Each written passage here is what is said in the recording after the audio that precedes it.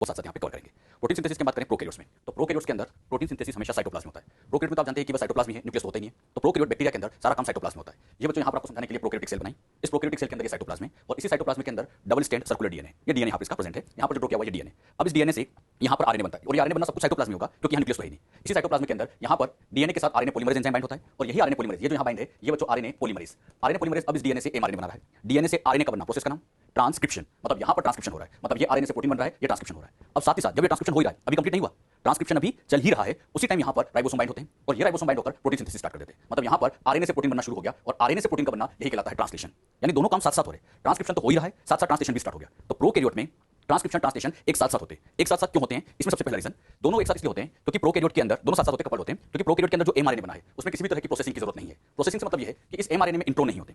Prokaryote के mRNA में intron नहीं होते। इंट्रोन नहीं है तो स्प्लाइसिंग का चक्कर नहीं है और स्प्लाइसिंग का चक्कर नहीं है तो जैसे आरएनए बना उसी टाइम प्रोटीन बनना शुरू हो गया। तो सबसे मेन बात यहाँ स्प्लाइसिंग का चक्कर नहीं था, तो जैसे आरएनए बनता है उसी टाइम यहाँ पर उस पे राइबोसोम जोड़ के प्रोटीन सिंथेसिस चालू कर देते हैं। तो याद रखिएगा प्रोकैरियोट में एमआरएनए को किसी भी तरह की does not require any processing, किसी भी प्रोसेसिंग की यहाँ पर रिक्वायरमेंट नहीं होती है। दूसरी खास बात, ये जो प्रोसेस होती है ट्रांसक्रिप्शन और ट्रांसलेशन दोनों सेम कंपार्टमेंट में होती है। अब बताओ सेम कंपार्टमेंट का मतलब क्या है? दोनों ही साइटोप्लाज्म होती है, मतलब ट्रांसक्रिप्शन भी साइटोप्लाज्म में हो रहा है, ट्रांसलेशन भी साइटोप्लाज्म में हो रहा है, दोनों ही साइटोप्लाज्म में होता है, सेम कंपार्टमेंट में होता है। यहाँ पर न्यूक्लियस और साइटोप्लाज्म में किसी भी तरह का अलग अलग कंपार्टमेंटाइजेशन यहाँ नहीं होता है। तो प्रोकैरियोट के अंदर there is no separation of cytosol and nucleus in bacteria, दोनों में कोई सेपरेशन है नहीं क्योंकि यहाँ पर केवल और केवल साइटोप्लाज्म होता है, न्यूक्लियस होता है नहीं। प्रोकैरियोट में प्रोटीन सिंथेसिस वहाँ होता है जहाँ जहाँ राइबोसोम है। राइबोसोम जो आप लोग जानते हैं साइटोप्लाज्म में होते हैं, फिर राइबोसोम होते हैं, तो साइटोप्लाज्म में प्रोटीन बनता है, साथ ही साथ माइटोकॉन्ड्रिया में बनता है, इसी तरह से क्लोरोप्लास्ट में बनता है और ईआर की सरफेस पे बनता है। यानी जहाँ जहाँ राइबोसोम होता है वहाँ प्रोटीन बनता है, जहाँ राइबोसोम होता है वहाँ प्रोटीन बनता है। एक बात अच्छे से रखना, न्यूक्लियस में कभी भी प्रोटीन नहीं बनता, बहुत अच्छे से रखिएगा। न्यूक्लियस में यूकैरियोटिक सेल में न्यूक्लियस में कभी भी प्रोटीन नहीं बनता, कभी प्रोटीन यहाँ बनता ही नहीं है। आपको समझने कि आरएनए प्रोटीन बनाएगा, लेकिन खास बात ये आरएनए न्यूक्लियस में कभी प्रोटीन नहीं बनाता। अब ये आरएनए न्यूक्लियस से बाहर जाएगा, बाहर मतलब साइटोप्लाज्म में, ये न्यूक्लियस से बाहर निकला साइटोप्लाज्म में गया और साइटोप्लाज्म में जो एमआरएनए है अब इसको राइबोसोम जुड़ेंगे और फाइनली यहाँ पे प्रोटीन बनेगा। तो आप देखिए क्या ये प्रोटीन न्यूक्लियस में बना?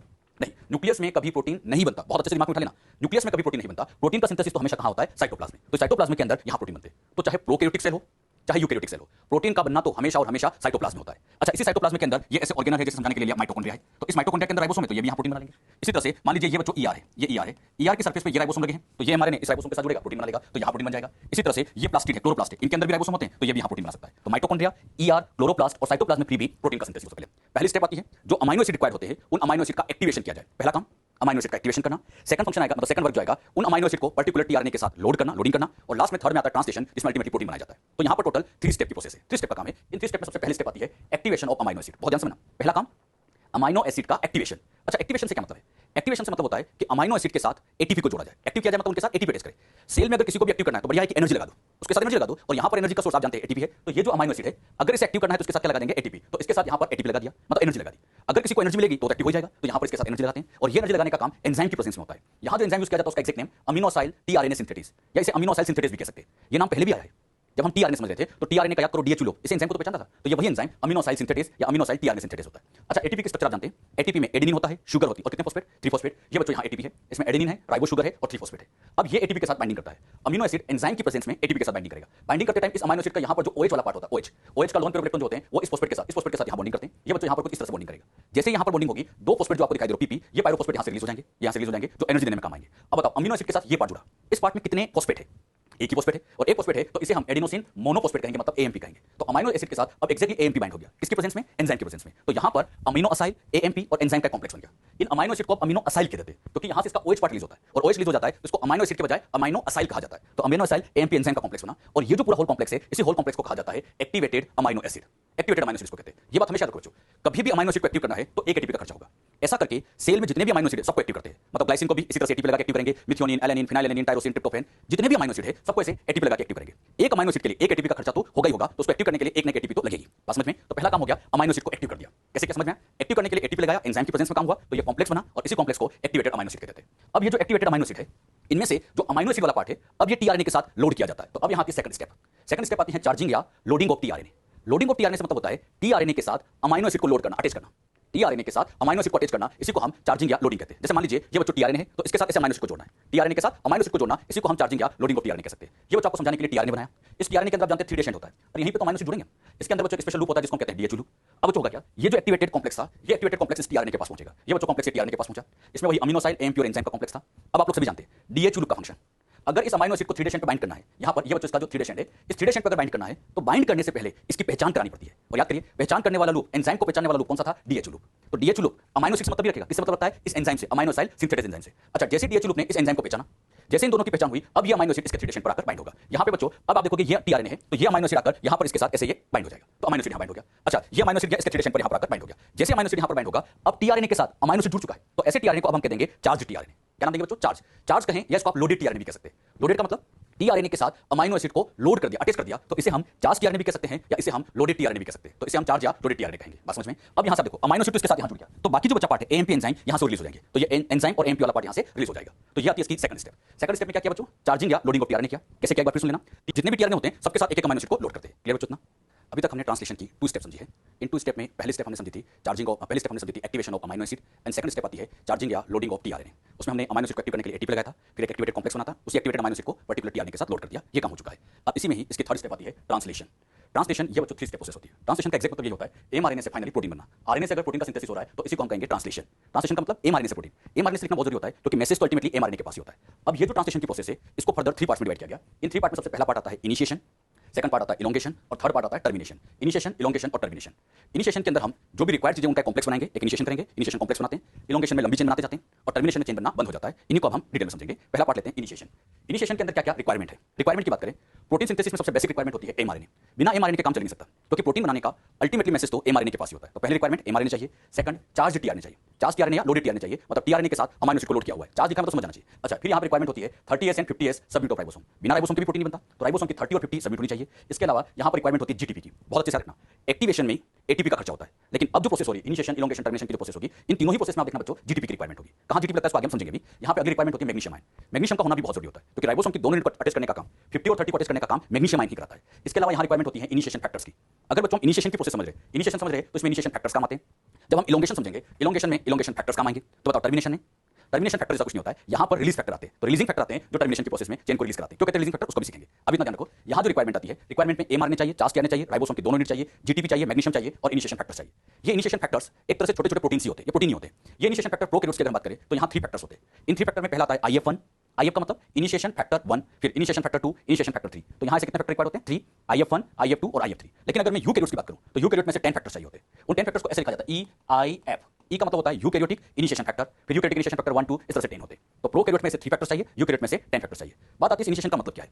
इनिशिएशन का मतलब होता है ये जितनी भी रिक्वायर्ड चीज आपको बताइए, ये रिक्वायर्ड चीज जितनी भी है, इन सबको आपस में असेंबल करके इनका एक कॉम्प्लेक्स तैयार करना। सबको असेंबल करके कॉम्प्लेक्स तैयार करना वही इनिशिएशन कहलाता है। जैसे इसको आप ऐसे समझिए, ये बच्चा आपको समझाने के लिए यहां पर सेल को ड्रॉ कर दिया। ये सेल है, ये यूकैरियोटिक सेल है, प्रोकैरियोटिक किसी को लीजिए, ये एक सेल है। अब इस सेल के साइटोप्लाज्म में ये एमआरएनए है, ये एमआरएनए है। यहां पर राइबोसोम की, यहां पे बच्चा देखोगे तो ये राइबोसोम की स्मॉलर यूनिट सिखाने के लिए लिया कि 30s है, ये यहां पर ऐसे 50s है और ये टीआरएनए है, ये टीआरएनए, चार्ज टीआरएनए। ये सारी चीजें आप देखिए बच्चों, इस साइटोप्लाज्म में ऐसे स्कैटर्ड है, बिखरी बिखरी। अब यहां पर कॉम्प्लेक्स बनाना है, तो कॉम्प्लेक्स बनाने का काम ये होता है। इनिशिएशन का मतलब ये है कि इन सबको आपस में अटैच कर एक कॉम्प्लेक्स बनाना, यही इनिशिएशन है। एक बार फिर समझना, ये जितनी भी पार्ट आपको दिखाई दे रहे हैं सबको आपस में असेंबल कर एक कॉम्प्लेक्स तैयार करना, वो इनिशिएशन है। इनिशिएशन को जब हम डिटेल में समझेंगे तो आपको ये समझाएंगे कि सबसे पहले एमआरएनए पर ये राइबोसोम की स्मॉलर यूनिट मतलब 30s आकर बाइंड होगी, फिर यहां पर ये जो चार्ज टीआरएनए आता है ये आकर बाइंड होगा, फिर ये राइबोसोम की यहां पर लार्जर सबयूनिट आकर ऐसे यहां पर ये बाइंड हो जाती है। अच्छा, इन सबका ऐसे आपस में अटैच हो जाना ये कहलाता है इनिशिएशन। अच्छा, अब यहां पर इनिशिएशन का मतलब सबको जोड़कर, इन सबको ऐसे जोड़कर ऐसे कॉम्प्लेक्स बनाना, ये इनिशिएशन है। अब यहां पर ऐसे अगर लंबी लंबी चेन बनाते जाए, ऐसे चेन बनाते जाए, तो लंबी चेन का बनना ये इलोंगेशन होगा और जहां ये चेन बनना बंद हो जाएगी वो टर्मिनेशन हो जाएगा। तीनों का मीनिंग समझ में आया? इनिशिएशन का मतलब सबको असेंबल करके कॉम्प्लेक्स बनाना, ये इनिशिएशन। लंबी चेन बनती जाए तो इलोंगेशन, और चेन बनना रुक जाए तो समझ जाना उसको कहेंगे टर्मिनेशन। बहुत ध्यान से इस टॉपिक को समझना, वेरी इंपॉर्टेंट है। प्रोटीन सिंथेसिस थोड़ा सा टिपिकल पार्ट होता है, तो बहुत ध्यान से बच्चों इसको सीखिएगा। एक एक करके सबको समझते हैं। पहले हम इनिशिएशन की बात करते हैं। इनिशिएशन के अंदर बच्चों ये सबसे पहले आपको समझाने के लिए एमआरएनए लिया। इस एमआरएनए में स्टार्टिंग कोडन आप जानते हैं एयूजी, ये तो याद होनी चाहिए। स्टार्टिंग कोडन कौन सा था? एयूजी। इस एयूजी से अगर मैं इस डायरेक्शन की बात करूं, इस डायरेक्शन में, तो ये अपस्ट्रीम हो गया डाउनस्ट्रीम। अच्छा, इधर आए तो अपस्ट्रीम, बाद में तो डाउनस्ट्रीम। तो इसके अपस्ट्रीम यहां पर एक स्पेशल सीक्वेंस प्रेजेंट होती है और ये सीक्वेंस कहलाती है शाइन डेलगार्डो सीक्वेंस, जिसको शॉर्ट में एसडी सीक्वेंस कहा जाता है। अच्छा, ये एसडी सीक्वेंस कहां है एक बार फिर सुनना। स्टार्टिंग कोडन से अपस्ट्रीम, मैं इस स्टार्टिंग कोडन से यहां पर 4 to 12 नाइट्रोजन बेस अपस्ट्रीम गया, तो यहां पर 1 2 3 4 5 6 7 8 नाइट्रोजन बेस की सीक्वेंस देखने को मिली और इसी सीक्वेंस को शाइन डेलगार्डो कहते हैं। एक बार फिर समझ लेना, स्टार्टिंग कोडन से 4 से लेकर 12 नाइट्रोजन बेस, ऐसे 4 to 12 नाइट्रोजन बेस अपस्ट्रीम जाने पर ये सीक्वेंस देखने को मिलती है। इसी सीक्वेंस को हम शाइन डेलगार्डो सीक्वेंस कहते हैं और शाइन डेलगार्डो का मिलना ये एमआरएनए का फीचर है, ये एमआरएनए होता है। अब इसी शाइन डेलगार्डो की हेल्प से यहां पर सबसे पहले अटैच किया जाता है राइबोसोम की स्मॉलर सबयूनिट, यानी यहां पर सबसे पहला काम होता है attachment of smaller subunit of ribosome. Ribosome की स्मॉलर सबयूनिट को अटैच करेंगे, ये पहला काम होता है। इनिशिएशन में फर्स्ट काम यही है। अच्छा, स्मॉलर सबयूनिट कौन सी होती है? 30s। तो 30s को यहां पर आप बाइंड करेंगे। ये बच्चों यहां पर शाइन डेलगार्डो सीक्वेंस थी, इसके पास यहां पर ये 30s सबयूनिट आकर बाइंड हो जाती है, ये 30s सबयूनिट आकर यहां पर बाइंड हो गई। अब बात आती है 30s यहां पर कैसे बाइंड होगी। तो 30s को यहां बाइंड करने के लिए इस 30s सबयूनिट के अंदर स्पेशल आरआरएनए प्रेजेंट होता है, जो कि होता है 16s आरआरएनए।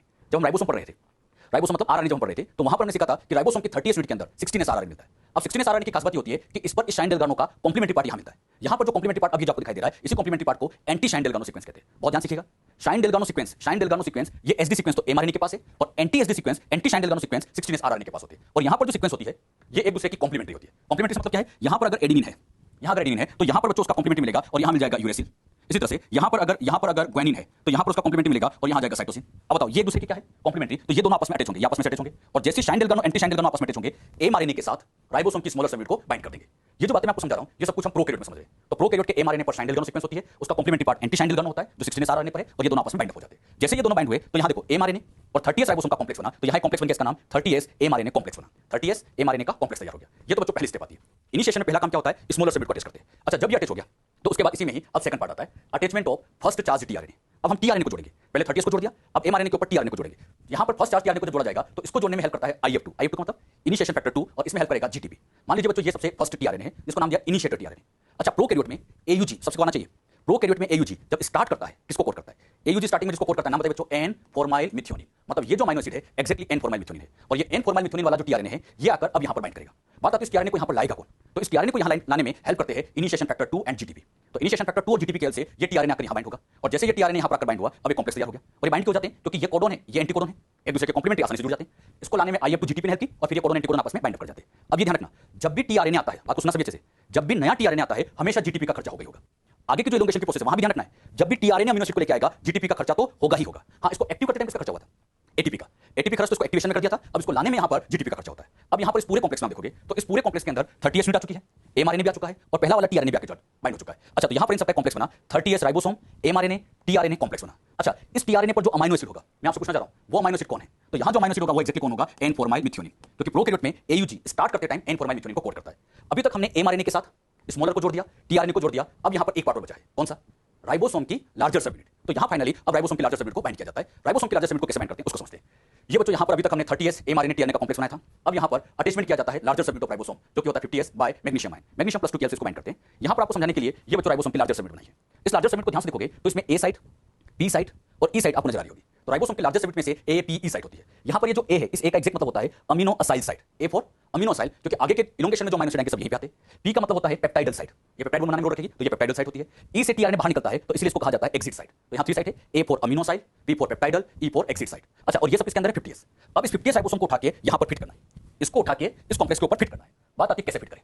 जब इसको फिट करना है तो बहुत ही तरीके से, इस तरीके से फिट करना है कि ये जो P साइट आपको दिखाई दे रही है, बहुत ध्यान सुनना, जो P साइट दिख रही है ये इस पहले वाले टीआरएनए पर जुड़े, P साइट पहले वाले पे जुड़े, तो ये यहां पर टीआरएनए आता है और यहां पर आकर बाइंड हो जाता है। अच्छा, जब ये टीआरएनए आकर यहां बाइंड होगा तो आप देख रहे हैं P साइट पर पहला वाला टीआरएनए, A अभी खाली कोई बात नहीं, पहला वाला P पर आकर जुड़ा, तो पहला वाला जो टीआरएनए था कौन सी साइट पर होना चाहिए, P साइट पर होना चाहिए। अब आप देखो एमआरएनए भी आ गया, 30s भी आ गई, 50s भी आ गया, टीआरएनए भी आ गया, सबको आपस में जोड़ दिया, सबको आपस में जोड़ दिया मतलब इन सबका यहां पर एक कॉम्प्लेक्स बन चुका है और इसी कॉम्प्लेक्स को हम कह सकते हैं इनिशिएशन कॉम्प्लेक्स। मतलब एक इनिशिएशन कॉम्प्लेक्स यहां पर तैयार हो गया। ये इनिशिएशन की टोटल प्रोसेस है और इस प्रोसेस को अगर हम समराइज करें तो बहुत आसान काम है। एमआरएनए पर सबसे पहले स्मॉलर को बाइंड करना है, ध्यान से एमआरएनए पर सबसे पहले स्मॉलर को बाइंड करेंगे, फिर टीआरएनए को बाइंड करेंगे और लास्ट में इस राइबोसोम को बाइंड करेंगे, लार्जर सबयूनिट को। एमआरएनए फिर टीआरएनए फिर लार्जर को बाइंड करके ये कॉम्प्लेक्स तैयार करते थे। जो बातें यहां इनिशिएशन में समझाई ये बातें सबको अच्छे से याद रखना है, अच्छे से याद रखना है और इस तरह के डायग्राम भी आप लोगों को आना चाहिए कि कैसे कैसे प्रोसेस चली। बहुत सिंपल, पहले स्मॉलर बाइंड करो, फिर टीआरएनए बाइंड करो और फिर लार्जर को बाइंड करके ये कॉम्प्लेक्स तैयार कर सकते हैं। अच्छा, ये कॉम्प्लेक्स बना इनिशिएशन कॉम्प्लेक्स। इसमें बड़ा इंपॉर्टेंट क्वेश्चन है, पहला वाला टीआरएनए कहां पर बाइंड होता है, तो फर्स्ट टीआरएनए हमेशा रखना P पर बाइंड होता है, इनिशिएशन में A हमेशा खाली रहेगा, बस समझ में। और राइबोसोम की दोनों सबयूनिट को आपस में अटैच करना है, कौन सा आयन हेल्प करता है, मैग्नीशियम, तो यहां पर ये मैग्नीशियम आयन जो होता है इन दोनों को आपस में बाइंड अप करने में हेल्प करता है। क्लियर। ये जितनी भी बातें मैं आपको सिखा रहा हूं ये सब कुछ प्रोकैरियोट्स में होती है। तो बात आती है कि यूकैरियोट में क्या होगा।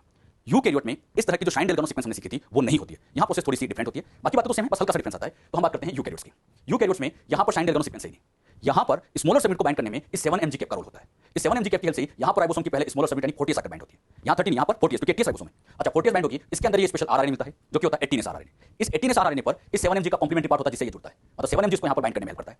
अच्छा, जैसे ये यहां पर बाइंड होगा, अब बताओ स्मॉलर बाइंड हो गया, अब क्या बाइंड करें। हाँ, अब बाइंड करेंगे पहला टीआरएनए, तो यहां पर ये फर्स्ट टीआरएनए आके बाइंड हो जाएगा। इस टीआरएनए पर अब बताना अमीनो एसिड मिथ्योनिन होगा या N फॉर्माइल मिथ्योनिन। यूकैरियोट्स की बात कर रहे हैं, हाँ यूकैरियोट्स की बात करें तो यहां पर जो आएगा ये पहला अमीनो एसिड कौन सा होगा, मिथ्योनिन। N फॉर्माइल मिथ्योनिन का मिलना तो प्रोकैरियोट्स का फीचर है, बात समझ में। अब बताओ क्या होगा, स्मॉलर जुड़ गई, टीआरएनए जुड़ गया, अब क्या जोड़ेंगे, तो लास्ट में आके फिर ये लार्जर सबयूनिट को आकर बिठा देते हैं। और कैसे बिठाया कि ये पहला वाला टीआरएनए P साइड पे होना चाहिए, A अभी खाली होना चाहिए और इन सबको जोड़कर कॉम्प्लेक्स बनाना, ये इनिशिएशन हो गया। तो इनिशिएशन की प्रोसेस कैसे होती है समझ में आया बेटे। बस ये ध्यान रखना, यूकैरियोट में शाइन डेल्गानो सीक्वेंस नहीं होती तो यहां पे वो काम 7mg कैप करता है, मतलब जो काम प्रोकैरियोट में शाइन डेल्गानो ने किया यूकैरियोट में वही फंक्शन 7mg कैप ने किया। अभी तक हमने इन सबको जोड़कर कॉम्प्लेक्स बनाया तो ये प्रोसेस कहलाती है इनिशिएशन। अब आगे की प्रोसेस हम समझेंगे जो होगी इलोंगेशन। यहां पर जो नेक्स्ट प्रोसेस अब हम समझने जा रहे हैं और वो नेक्स्ट प्रोसेस आ जाएगी इलोंगेशन। इलोंगेशन करने के लिए इलोंगेशन फैक्टर्स काम आते हैं। इलोंगेशन के प्रोसेस में इलोंगेशन फैक्टर्स काम आते हैं। ये इलोंगेशन फैक्टर्स प्रोकैरियोट और यूकैरियोट में डिफरेंट डिफरेंट है। प्रोकैरियोट में इलोंगेशन फैक्टर्स की बात करें तो 3 होते हैं, जबकि यूकैरियोट्स में 2 होते हैं। प्रोकैरियोट के 3 इलोंगेशन फैक्टर्स है। यहां पर पहला आता है EFTU। EF का मतलब समझ आता है, E का मतलब इलोंगेशन, F का मतलब फैक्टर, T का मतलब होता है टेम्परेचर और U का मतलब अनस्टेबल। तो EFTU का full form elongation factor temperature unstable. इसी तरह से elongation factor temperature stable TS, G का यहां फुल फॉर्म होता है, तो इसको इलोंगेशन फैक्टर G के नाम से जानते हैं। तो 3 इलोंगेशन फैक्टर्स होते हैं, TU, TS और G। अच्छा, यूकैरियोट्स की बात करें तो यहां पर 2 है, इसमें से लिखेंगे EEF1। E का मतलब eukaryotic elongation factor 1, eukaryotic elongation factor 2। तो प्रोकैरियोट में यहां 3 है, जबकि यूकैरियोट में यहां ओनली 2 होंगे। अच्छा, अब यहां पर ये प्रोसेस कैसे होती है, इस प्रोसेस को आपको यहां पर समझाते हैं, बहुत ध्यान समझिएगा। अभी तक हमने जो इनिशिएशन कॉम्प्लेक्स बनाया था वो कॉम्प्लेक्स ये था। उस कॉम्प्लेक्स में हमने mRNA, 30S, tRNA, 50S इन सबको जोड़ दिया। ये इनिशिएशन कॉम्प्लेक्स था। मुझे बताओ पहला वाला कहां जुड़ा है? P पर। इलोंगेशन की प्रोसेस बहुत सिंपल है, एक बार बस दिमाग में आनी चाहिए हो क्या रहा है, एक बार बहुत ध्यान से इसको समझो। पहला वाला हमेशा P पर जुड़ता है। अब बच्चों यहां पर भी आप देखो A खाली है। इलोंगेशन की प्रोसेस में नया tRNA हमेशा A पर आके जुड़ेगा, नया हमेशा A पर आके जुड़ेगा। बस इतना याद रखना, पहला P पे होता है, अब जो tRNA आएंगे A पर जुड़ेंगे। यहां पे बच्चों ये tRNA है, इस tRNA के पास ये अमाइनो एसिड नंबर 2 है। अब ये अमाइनो एसिड 2 यहां पर आकर बाइंड करेंगे, tRNA उसको लेके आएगा। यहां पर उसको लेकर आने का काम इलोंगेशन फैक्टर TU और TS करते हैं। तो इलोंगेशन फैक्टर TU TS की हेल्प जाती है और साथ ही साथ GTP। ये बात हमेशा रखना, जब भी tRNA बैठेगा GTP तो लगेगा ही लगेगा। आपसे पूछा जाए GTP कब खर्च होता है? tRNA को बिठाते टाइम। तो tRNA को यहां बिठाते टाइम राइबोसोम के साथ बाइंड करते टाइम GTP खर्च होता है। अच्छा, जैसे ये अमाइनो एसिड आकर यहां पर बाइंड हो गया, मतलब ये पहला ये दूसरा, और याद रखना नया वाला कौन सी साइड पर बाइंड हुआ? A पर। पहला वाला P पे होता है, नया तो A पर आएगा। बस समझ में, ये दोनों यहां पर आकर बाइंड हो चुके हैं। बाइंड होने के बाद अब इनको आपस में अटैच करेंगे। अमाइनो एसिड को अटैच करना है, कौन सा बॉन्ड बनाएंगे? Peptide bond. अब यहां पर वो कैसे होता है समझिएगा। इन दोनों को जब यहां पर आपस में अटैच करते हैं तो अटैच करने से पहले ये अमाइनो एसिड इस tRNA के साथ अपने बॉन्ड को तोड़ता है, यहां से अपने बॉन्ड को तोड़ेगा। और बॉन्ड को इसलिए तोड़ा जाता है कि जो एनर्जी मिलेगी वही यहां पे पेप्टाइड बॉन्ड बनाने में यूज करेंगे। तो यहां पर ये यहां से बॉन्ड टूटता है और ये इस साइड से होता हुआ बाहर निकलेगा, मतलब ये tRNA बाहर निकला और उसी एनर्जी से यहां पर पेप्टाइड बॉन्ड बन जाता है। ये प्रोसेस साइमल्टेनियसली होती है, मतलब जैसे ये यहां पर बाहर निकलता है, जैसे tRNA एग्जिट होता है, जो एनर्जी रिलीज हुई उसी से यहां पर ये पेप्टाइड बॉन्ड का फॉर्मेशन हो गया।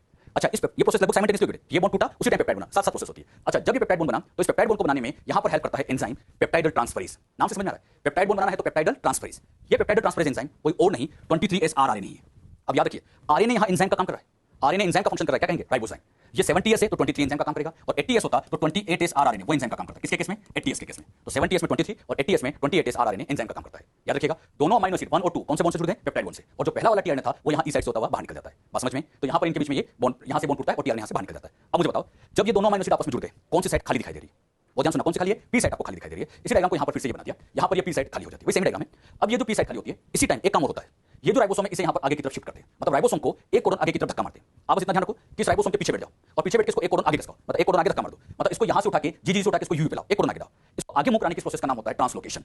इसको आगे मूव करना प्रोसेस का नाम ट्रांसलोकेशन, क्योंकि अपनी लोकेशन को चेंज करता है, ट्रांसफर करता है, इसलिए ट्रांसलोकेशन कहते हैं। ये ट्रांसलोकेशन में फैक्टर काम आता है इलोंगेशन फैक्टर जी, और जब इसको मूव कराएंगे तो एनर्जी चाहिए, और वो एनर्जी हमें किससे मिलेगी? GTP से। यानी GTP एक अमाइनो एसिड को यहां बिठाते टाइम 2 जगह GTP खर्च होता है, एक तो उसको बिठाते टाइम और साथ ही साथ इसको एक कोडन आगे खिसकाते टाइम। आगे मूव करते टाइम भी एनर्जी चाहिए, और वो एनर्जी किससे मिलेगी? GTP से। ये ट्रांसलोकेशन की प्रोसेस बहुत ध्यान सुनना। आपको क्या करना है? पीछे बैठ के एक कोडन आगे धक्का मारना है, एक कोडन इसको आगे खिसकाना है। जब आगे खिसकाएंगे तो A वाला UU पे आएगा, डायग्राम में दिख रहा है, A वाला U पे आएगा, P वाला GGG पे आएगा, और जैसे ये बाहर जाएगा AUG बाहर हो जाएगा। ये बच्चों कुछ इस तरह से बनेगा, ये इस तरह से कि यहां पर इसको जैसे कोडन आगे खिसकाया, A वाला U पे पहुंचा, A वाला U पे पहुंचा, P वाला GGG पे पहुंचेगा, P वाला GGG पहुंचेगा, और जैसे इसको धक्का मारेंगे AUG बाहर हो जाएगा, तो यहां ये AUG बाहर हो गया। बात समझ में? तो यहां ये AUG बाहर हो जाता है। अब बताओ, यहां तो खाली था P, लेकिन इसको धक्का मारेंगे, अच्छा tRNA अपनी जगह रहेगा, केवल राइबोसोम को धक्का मारना है, और जैसे इसको धक्का मारेंगे तो A आगे खिसक रहा है, और A आगे खिसकेगा तो आगे जाके A खाली हो जाएगा। ध्यान से देखो, अभी कौन खाली है? P, लेकिन धक्का मारते ही A खाली हो जाता है, और इस धक्का मारने की प्रोसेस का नाम ट्रांसलोकेशन। तो ट्रांसलोकेशन से A खाली हो जाता है। अब आगे की प्रोसेस तो वही रिपीट होगी। कैसे? कौन खाली है? A। अब बताओ क्या करें, आप बताइए क्या करना चाहिए? अब यहां पर फिर से वही सेम प्रोसेस, नया tRNA बिठाएंगे, मतलब ये वाला नया tRNA आ गया। अब उस पे अमाइनो एसिड नंबर कौन सा होगा? थर्ड, 1 2 अटैच हो गया, थर्ड नंबर वाला आएगा। अच्छा, इसको यहां बिठाने में इलोंगेशन फैक्टर TU काम आएगा, इलोंगेशन फैक्टर TS काम आएगा, और एक GTP का खर्चा होगा। जब भी नया tRNA आएगा GTP खर्च होगा, जब भी अमाइनो एसिड बिठाएंगे GTP खर्च होगा। अच्छा, ये यहां पर आकर से बैठ गया, कौन से साइड पे बैठा? A पर। आगे के जितने भी आ रहे हैं सब A पर ही आ रहे हैं, बस इतना याद रखना, पहला वाला P पर आता है, जो पहला वाला था वो P पे आता है, आगे के हमेशा A साइड पर आते जाते हैं। अच्छा, इसी डायग्राम को हम यहां पर इस तरह से बना देते हैं, मतलब ये वाला A पर आकर बाइंड हो गया। अब आप देखिए, इन दोनों अमाइनो एसिड को आपस में जोड़ना है, तो पहले ये tRNA इस अमाइनो एसिड के साथ अपने बॉन्ड को तोड़ेगा, और बॉन्ड को तोड़ने से जो एनर्जी मिलेगी कहां काम आएगी? पेप्टाइड बॉन्ड बनाने में, मतलब यहां से ये बॉन्ड टूटा, इस साइड से बाहर निकलेगा, जो एनर्जी रिलीज हुई उसी टाइम यहां पर पेप्टाइड बॉन्ड बन जाता है। ये काम साथ साथ होता है, tRNA बाहर भी निकलेगा और उसी टाइम पेप्टाइड बॉन्ड भी बनेगा। अब बताओ कितने अमाइनो एसिड अटैच हो गए? 3। अब बताइए कौन सी प्रोसेस की जाए? जैसे अमाइनो एसिड अटैच हुए, अब इसको धक्का मारेंगे, धक्का मारने की प्रोसेस का नाम ट्रांसलोकेशन। तो यहां पर फिर से वही ट्रांसलोकेशन होगा, जिसमें फिर GTP खर्च होगा। इसको धक्का मारेंगे तो A आगे खिसकेगा, तो जो अगला कोडन होगा वो A पे आ जाएगा। इसको धक्का मारते ही आप देखेंगे A खाली हो गया। अब फिर आप प्रोसेस बताओ क्या होगी? सबको आना चाहिए, मैं बार-बार ये प्रोसेस रिपीट कर रहा हूं। बताइए कौन खाली है?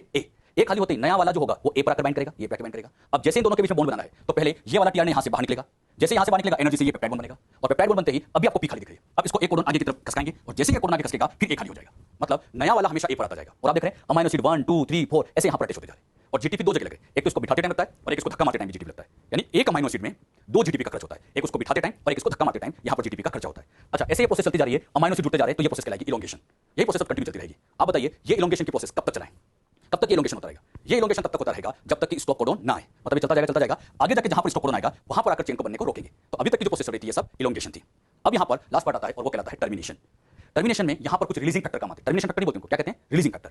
ये रिलीजिंग फैक्टर प्रोकैरियोट्स में वही 3 है। कौन कौन से? RF1, RF2, RF3 ऐसे 3 होते हैं। जबकि यूकैरियोट्स की बात करें तो एक ही फैक्टर होता है जिसको हम ERF कहते हैं। ई मतलब यूकैरियोटिक रिलीजिंग फैक्टर। तो इसमें यूकैरियोटिक रिलीजिंग फैक्टर एक ही होता है। अब ये प्रोसेस कैसे होती है समझेंगे। यहां पर बच्चों ये अमीनो एसिड 1 2 3 4 ऐसे जुड़ते जा रहे थे। जैसे ही आगे बढ़ा, जैसे इसको आगे धक्का मारती ए पर यहां पर एक स्पेशल कोडन आया। बताओ कौन सा है? UAA। कौन सा है ये? UAA। UAA ये कहलाता है स्टॉप कोडन। कौन सी साइड पे आ गया? ए साइड, क्योंकि आगे हमेशा ए जाएगी। तो ए साइड पर स्टॉप कोडन आ गया। स्टॉप कोडन मैंने आपको बताया था 3 है। UAA, UAG, UGA। तीनों में से कोई भी स्टॉप कोडन आ सकता है। अब आप देखो, जैसे यहां स्टॉप कोडन आया, यहां अगला अमीनो एसिड नहीं आएगा। स्टॉप कोडन आ गया तो अगला अमीनो एसिड नहीं आएगा, क्योंकि स्टॉप कोडन का कोई भी अमीनो एसिड नहीं होता। ये किसी भी अमीनो एसिड को कोड नहीं करते, नॉनसेंस होते। अब जब यहां पर अगला अमीनो एसिड ही नहीं आ रहा है तो अगला पेप्टाइड बॉन्ड नहीं बनेगा, तो चेन बनना बंद हो जाएगी। तो ए पर स्टॉप कोडन आते चेन बनना बंद हो जाती है, मतलब टर्मिनेशन हो जाता है। लेकिन एक प्रॉब्लम क्या है, ये जितनी भी पॉलीपेप्टाइड चेन आपको दिखाई दे रही है, ये पॉलीपेप्टाइड चेन ये अभी भी इस टीआरएनए के साथ जुड़ी हुई है। मतलब इस लास्ट वाले टीआरएनए के साथ अभी भी जुड़ी हुई है। तो हमें इस चेन को यहां से अलग करना है, रिलीज करना है। चेन को रिलीज करना है, तो रिलीज करने में फैक्टर लगते हैं रिलीजिंग फैक्टर। यहां पर रिलीजिंग फैक्टर जैसे आए RF1 RF2 इस तरह के रिलीजिंग फैक्टर आए। साथ ही साथ यहां पर हेल्प करने आता है जीटीपी। जीटीपी का तो खर्चा हो गई। अच्छा, लास्ट में एक जीटीपी, यहां पर टोटल जीटीपी कितना लगेगा? 1। टर्मिनेशन में यहां पर लास्ट में एक जीटीपी लगता है। अब वो जीटीपी क्या करता है? यहां वाले इस बॉन्ड को तोड़वाता है और बाहर निकलेगा और ये पॉलीपेप्टाइड चेन रिलीज हो जाती है। तो इस पॉलीपेप्टाइड चेन को यहां से रिलीज करने में ये रिलीजिंग फैक्टर काम आते हैं। रिलीजिंग फैक्टर 1 2 दोनों में से कोई भी काम आ सकता है। 3 यहां पर इनको एक्टिवेट करने में यूज होता है। तो रिलीजिंग फैक्टर 1 2 में से कोई भी आएगा और 3 यहां पर इन दोनों को एक्टिवेट करने का काम करता है। तो ये रिलीजिंग फैक्टर की हेल्प से फाइनली चेन को रिलीज करते हैं। उसके बाद ये mRNA, smaller unit, larger unit सब अलग अलग हो जाते हैं, पूरा कॉम्प्लेक्स बिखर जाता है। मतलब पूरा कॉम्प्लेक्स बिखर जाएगा और यहां पर ये प्रोटीन तैयार हो जाएगा। हमने यही सीखा, आरएनए से क्या बना दिया? प्रोटीन बना दिया। प्रोटीन बनाते टाइम कैसे प्रोसेस हुई कुछ समझ में आया बच्चों? एक आउटलाइन देता हूं, सबको अच्छे से समझना चाहिए, इसी में हम समझेंगे। ध्यान से होता है ना। सबसे पहले इनिशिएशन का जो कॉम्प्लेक्स होता है, एमआरएनए पर राइबोसोम की स्मॉलर यूनिट जुड़ेगी, फिर टीआरएनए आके जुड़ता है, फिर उसके बाद लार्जर सबयूनिट आकर जुड़ती है। लेकिन ऐसे जुड़ेंगे कि पहला वाला टीआरएनए हमेशा पी साइड पर हो, ए खाली हो। मतलब इनिशिएशन में पहला वाला हमेशा कहां लगा रहता है? पी साइड पर। फिर उसके बाद नया वाला ए पर आके जुड़ेगा, ए पर आकर जुड़ गया, फिर इनके बीच में पेप्टाइड बॉन्ड बनेगा, ये बॉन्ड टूटेगा, ई साइड से एग्जिट होगा, पी खाली। फिर उसको धक्का मारेंगे और यही प्रोसेस चलती जाएगी। ये प्रोसेस कब तक चलती जाएगी? जब तक स्टॉप कोडन आ जाए, और स्टॉप कोडन आते ही चेन बनना यहां पर बंद हो जाती है। तो ओवरऑल प्रोसेस क्या होती है? क्लियर हो बच्चों? तो 3 स्टेप है। इनिशिएशन में सबका कॉम्प्लेक्स बनाते हैं। इनिशिएशन फैक्टर प्रोकैरियोट्स में आप देखिए 3 थे और यूकैरियोट्स में इनिशिएशन फैक्टर 10 थे। अच्छा, इलोंगेशन फैक्टर की जब बात करें तो इलोंगेशन फैक्टर प्रोकैरियोट में 3 है, यूकैरियोट में 2 ही होते हैं। रिलीजिंग फैक्टर प्रोकैरियोट में फिर से 3 थे और यहां 1 है। यानी एक बात बस इतनी सी याद रखना है कि प्रोकैरियोट में हर जगह 3 फैक्टर लगते हैं, हर जगह 3 फैक्टर है, जबकि यूकैरियोट में 10। तो बहुत ध्यान से समझिएगा। आपको समझाने के लिए एमआरएनए यहां पर ड्रॉ कर रखा है, जिस पर यहां पर इस तरह से कोडन्स वगैरह होंगे। अब आप बताइए, पहला अमीनो एसिड जब जुड़ा था, पहला अमीनो एसिड को सबसे पहले एक्टिवेट करते हैं। तो एक्टिवेट करने में एटीपी तो हर जगह खर्च होता है, हर अमीनो एसिड में एक एटीपी खर्च होता है। मैं आपसे पूछूंगा जीटीपी कितने? तो जीटीपी यहां पर 2 होंगे। लेकिन पहले वाले अमीनो एसिड की बात करें तो इसमें एक एटीपी तो खर्च होगा, जीटीपी इसमें एक ही यूज होगा, क्योंकि स्टार्टिंग में इनिशिएशन के टाइम पर ट्रांसलोकेशन नहीं होता, उसको धक्का नहीं मारते। और धक्का नहीं मारते तो एक जीटीपी लगा, बस उसको बिठाते टाइम। तो हमेशा याद रखना, अमीनो एसिड स्टार्टिंग वाले में, फर्स्ट वाले में एक एटीपी और एक जीटीपी लगता है। अमीनो एसिड नंबर 2 की बात करें तो इसमें एक एटीपी लगेगा, क्योंकि एक्टिवेशन हुआ था पहले। अच्छा, जीटीपी कितने लगे? 2। अमीनो एसिड 3 में भी सेम, एक एटीपी 2 जीटीपी। अमीनो एसिड 4 में एक एटीपी 2 जीटीपी। तो एक बात हमेशा रखना, हर अमीनो एसिड में एक एटीपी और 2 जीटीपी का खर्च होता है, लेकिन पहले वाले में एक ही जीटीपी लगता है, क्योंकि वहां ट्रांसलोकेशन नहीं होता। लेकिन हमने क्या सीखा, जब इस पूरी चेन को लास्ट में जाकर रिलीज किया जाता है तो रिलीज करते टाइम भी तो जीटीपी लगा था। लास्ट में इसको रिलीज करते टाइम भी तो जीटीपी लगा था, या पूरी चेन को रिलीज करते टाइम जीटीपी लगा। तो पहले वाले के स्टेप में देखा जाए तो लगा एक है, लेकिन लास्ट वाला एक और जोड़ लो तो टोटल 2 हो जाएंगे। यानी हर अमीनो एसिड में 2 जीटीपी लगते जाएंगे। पहले में लगते हैं, लेकिन एक लास्ट वाला और जोड़ लो तो इसमें भी 2 हो जाएंगे। तो हम कह सकते हैं पॉलीपेप्टाइड चेन में एक अमीनो एसिड को ऐड करने में, to add 1 amino acid, 1 ATP और 2 जीटीपी रिक्वायर्ड होते हैं। अब क्वेश्चन क्या है, टू ऐड 25 अमीनो एसिड, कितने एटीपी और कितने जीटीपी खर्च होंगे बता सकते हैं? 25 अमीनो एसिड को ऐड करना है, तो यहां पर एटीपी तो लगेंगे 25 और जीटीपी डबल कर दो, यानी 50 जीटीपी रिक्वायर्ड होंगे। बस समझ में? तो 50 25 एटीपी और 50 जीटीपी लगेंगे। बस इतना याद रखो, जितने अमीनो एसिड है उतने एटीपी और जीटीपी उसके डबल कर दो। अब बच्चों के दिमाग में आता है कि पहले वाले में तो एक ही लगा था, फिर डबल क्यों किया? अरे लास्ट में क्लियर करते टाइम भी तो लगा है, तो यहां पर इसके स्टेप में भी कितने हो जाएंगे? 2 हो जाते हैं। जो बात यहां सिखाई क्लियर हुई? एक पॉइंट और यहां आता है, पोस्ट ट्रांसलेशन मॉडिफिकेशन। ट्रांसलेशन के बाद का जो मॉडिफिकेशन होता है उसी को कहा जाता है post translation modification. Modification after translation is called post translation modification. मतलब मॉडिफिकेशन आफ्टर ट्रांसलेशन, ट्रांसलेशन के बाद अगर प्रोटीन को मॉडिफाई करें तो उसी को पोस्ट ट्रांसलेशन मॉडिफिकेशन करते हैं। बात आती है इस मॉडिफिकेशन में करते क्या है? इस मॉडिफिकेशन के अंदर फर्स्ट अमीनो एसिड को रिमूव करते हैं।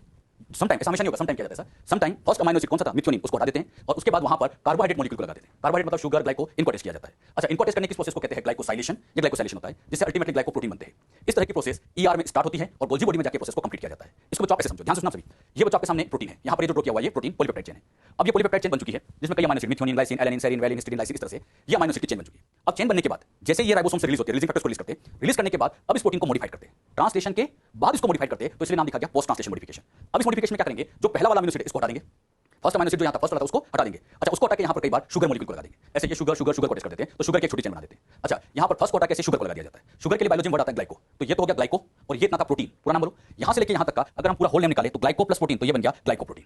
अच्छा, इस ग्लाइकोप्रोटीन को बनने की प्रोसेस का नाम क्या कहलाता है बच्चों? ग्लाइकोसाइलेशन।